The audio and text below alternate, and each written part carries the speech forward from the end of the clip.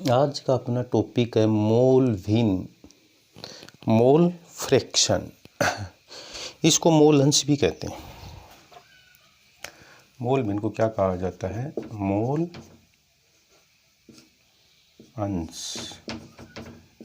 ठीक है, मोल भिन्न या मोल अंश एक ही मतलब होता है दोनों का। देखिए,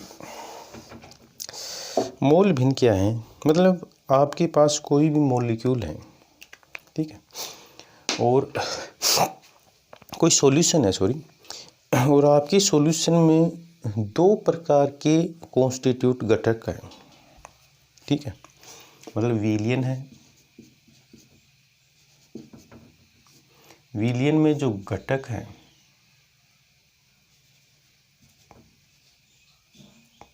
दो घटक हैं, ए व बी, ठीक है, मतलब विलयन में दो घटक हैं, ए और बी।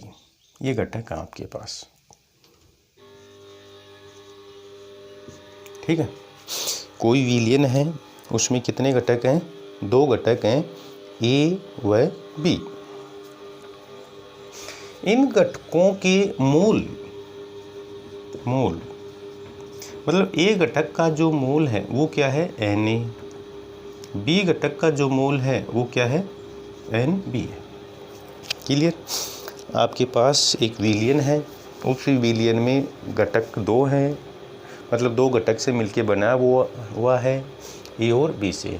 हम कह रहे हैं घटक ए के मोल Na है, बी के Nb है, और हम कह रहे हैं कि मोल अंश जो होंगी इनकी, मोल अंश या मोल भिन्न, जैसे इसकी मोल अंश को अपन अक्ष ए से शो कर रहे हैं और इसकी मोल अंश को अक्ष बी से शो कर रहे हैं, ठीक है। तो देखिए फिर मोल फ्रैक्शन क्या हो जाएगी? तो घटक ए की मोल भिन्न, घटक ए की मोल भिन्न मतलब अक्ष ए। घटक ए की मोल भिन्न को हम किससे शो कर रहे हैं? अक्ष ए से शो कर रहे हैं। तो देखिए क्या हो जाएगी, कोई भी घटक जो होता है ना, उसकी मोल भिन्न जो होगी उसको कैसे अपन शो करते हैं, डिफाइन करते हैं? मतलब उस घटक के मोल, जैसे अपन घटक ए की मोल भिन्न उतारे हैं तो मोल भिन्न कैसे शो करेंगे? उस घटक के मोल, तो अक्ष ए के मोल कितने हैं? Na बटे कुल घटकों के मोल का योग। कुल घटक कितने हैं? Na plus Nb। ये क्या हो गई? घटक ए की मोल भिन्न हो गई, ठीक है। इसी तरह से घटक बी की मोल भिन्न, और इसको हम अक्ष बी से शो करते हैं। तो अक्ष बी बराबर क्या हो जाएगी? जैसे कि मैं कह रहा हूँ उस घटक के मोल, तो बी के घटक बी के मोल क्या है? Nb बटे कुल मोल, तो कुल मोल Na प्लस Nb। समझ गए आप? मोल भिन्न क्या है? तो मोल भिन्न को हम कैसे डिफाइन कर सकते हैं कि विलयन में किसी घटक की मोल भिन्न उस घटक के मोल तथा कुल घटकों के मोल भिन्न का अनुपात क्या कहलाता है? मोल भिन्न कहलाता है। मोल भिन्न जो है इसको हम जो व्यक्त करते हैं, ठीक है, वो किससे करते हैं? अक्ष से करते हैं। मोल भिन्न को किससे डिनोटेट किया जाता है? अक्ष से डिनोटेट किया जाता है। तो मोल भिन्न क्या होगी? विलयन में किसी घटक की मोल भिन्न, विलयन में किसी घटक की मोल भिन्न उस घटक के मोल तथा कुल घटकों के मोल का अनुपात मोल भिन्न कहलाता है। जैसे घटक ए की मोल भिन्न हमने निकाली, अक्ष ए कैसे निकाली, उस घटक के मोल, तो घटक ए के मोल Na तथा कुल घटकों का योग का अनुपात मोल भिन्न हो गई। अब देखिए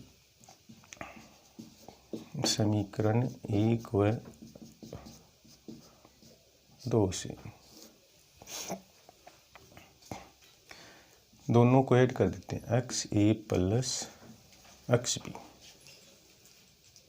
ठीक है।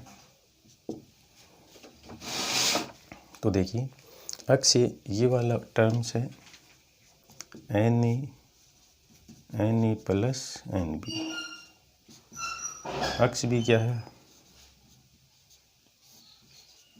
N A plus N B, ठीक है। तो इसको अपन क्या कर लेते हैं, सिंप्लीफाइड कर लेते हैं। तो देखिए यहाँ से लघुत्तम क्या आ जाएगा अपने पास, N A plus N B, ये लघुत्तम आ गया। अब देखो इसको सोल्व करेंगे तो यहाँ क्या आएगा एन ए प्लस यहाँ क्या आएगा एन बी, ठीक है। तो ये इसके बराबर आया है, तो X A plus X B बराबर क्या आ गया N A plus N B बटे N A plus N B, ठीक है। तो ये सेम टर्म है, ये कट जाएगी, तो X A plus X B बराबर क्या आ गया 1 आ गया। क्लियर। इसका मतलब क्या हुआ, इस रिलेशन से क्या मतलब निकलता है, इससे मतलब ये निकलता है कि कोई भी विलयन जो है उसमें जो कुल घटक होंगे, कितने भी घटक होंगे, एक हो सकते हैं, दो हो सकते हैं, उन घटकों का की मोल भिन्न का जो योग होगा वो हमेशा क्या होगा 0 होगा। क्लियर। मतलब किसी विलयन में कुल घटकों की मोल भिन्न का जो योग होगा हमेशा ही वो क्या होगा 1 होगा। विलयन में कुल घटकों की मोल भिन्न का योग हमेशा क्या होता है 1 होता है, ठीक है। चाहे भले वो कितने घटक हो, जैसे मान लीजिए आपके पास कोई विलयन है, विलयन तो उसमें जो घटक हैं, जैसे मान लीजिए एक्स ए है, एक्स बी है, एक्स सी है,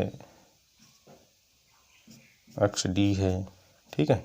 तो इन घटकों का जो टोटल योग होगा X A plus X B plus X C plus X D equal क्या होगा 1 होगा, और ये हमेशा ही होगा, ठीक है।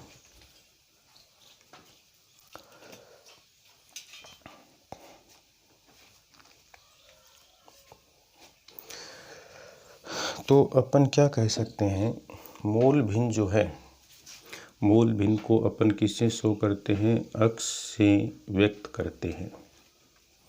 मोल भिन्न को कैसे एक्सप्लेन करते हैं कि कोई विलयन होता है, उसमें मान लीजिए घटक 2 है ए और बी, उनके मोल एन ए और एन बी है, और उनकी मोल अंश जो है एक्स ए और एक्स बी है। तो घटक ए की मोल भिन्न क्या होगी, एक्स ए क्या होगी, उस घटक के मोल बटे कुल घटकों की मोल भिन्न का योग का अनुपात क्या कहलाती है, मोल भिन्न कहलाती है। इसी तरह घटक बी की मोल भिन्न, घटक बी के मोल तथा कुल घटक जो हैं उनके योग का अनुपात वो क्या हो गया आपका, घटक बी की मोल भिन्न हो गई। अब अपन क्या करते हैं, ये जो दोनों घटक हैं इनकी जो मोल भिन्न आई है इनका अपन क्या कर देते हैं, योग कर देते हैं, ठीक है। तो समीकरण 1 व 2 से या समीकरण 1 व 2 को जोड़ने पर तो अक्स ए प्लस अक्स बी, हमने अक्स ए की वैल्यू रख दी समीकरण 1 से, फिर अक्स बी की वैल्यू रख दी अपन ने समीकरण 2 से। फिर अपन ने क्या किया, ये जो टर्म्स है इस पद को हमने सोल्व किया तो अपने पास ये वाला पद आ गया। ठीक है, तो ये पद किसके इक्वल आया है, X A plus X B के बराबर क्या आया है, N A plus N B बटे N A plus N B. मतलब ये कट जाएंगे आपस में तो इसके बराबर क्या आ जाएगा, 1 आ जाता है। तो ये जो समीकरण 3 है ये हमें क्या व्यक्त करता है, ये हमें बताता है कि किसी भी घटक की मूल भिन्न का योग, मतलब कोई भी विलयन है उसमें कुल घटक जो होंगे, कितने भी घटक हो सकते हैं, इन्फिनाइट हो सकते हैं, उनका योग हमेशा ही क्या होगा, 1 होगा। तो इससे फ़ायदा क्या हो जाता है, इससे अपन को ये फ़ायदा हो जाता है जैसे अपन को घटक की मूल भिन्न निकालनी है तो यह मैं जैसे घटक किसी दो में से किसी एक घटक की मूल भिन्न हमें दे दें तो दूसरे की जो मूल भिन्न है वो एक में से निकाल के प्राप्त कर लेते हैं। कैसे, तो जैसे अपन को घटक ए की दी गई है, बी की निकालनी है तो अपन क्या करेंगे, एक्स बी बराबर 1 और इधर लेके आएंगे तो माइनस में। ठीक है, इसी तरह से यदि अपन को ए दिया गया हो, सॉरी बी दिया गया हो तो एक्स ए बराबर क्या हो जाएगा 1, इसको इधर लेके आएंगे तो माइनस एक्स बी। ठीक है, इस तरह से मतलब दो घटक हैं और दो घटक में से यदि हमें किसी एक घटक की मोल भिन्न दी गई हो तो हम दूसरे घटक की जो मोल भिन्न है उसको हम एक में से घटाकर प्राप्त कर लेते हैं।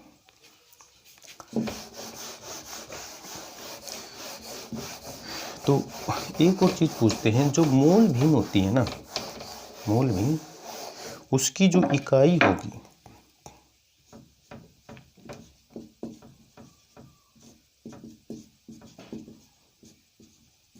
मोल भिन्न की इकाई, ठीक है, यूनिट, तो ये क्या है, इकाई रहित है, इकाई रहित। ठीक है, मतलब इसकी कोई भी यूनिट नहीं होती है। तो ये अक्सर पूछा जाता है कि सांद्रता का कौन सा पद है जिसकी कोई यूनिट नहीं है, इकाई नहीं है। तो मोल भिन्न एक ऐसा पद है जिसकी क्या नहीं है, कोई यूनिट नहीं। अब कहोगे सर ऐसे कैसे हो सकता है कि भाई कोई यूनिट नहीं हो। ठीक है, तो देखिए हम मोल भिन्न क्या कर रहे हैं, उस घटक के मोल, ठीक है, उस घटक के मोल जैसे आप एन ए कह रहे हो और कुल mole n A plus N B, तो मोल ही हो गया, मोल प्लस मोल, समझ रहे हो आप। तो मोल बराबर मोल, तो मोल मोल क्या हो जाएंगे, कैंसिल हो जाएंगे, तो क्या आ जाएगा, कुछ नहीं आएगा। ठीक है, इकाई आ गया, यूनिटी आ गई। ठीक है, तो मोल बटे मोल, समझ रहे हो, गुना होता तो फिर ये स्क्वायर हो जाता, लेकिन ये प्लस में है। ठीक है, तो मोल बटे मोल, इसका मतलब इकाई। तो मोल भिन्न जो होता है ना, ये क्या है, इकाई रहित रहता है, इसकी क्या नहीं रहती है, कोई विमा नहीं रहती है।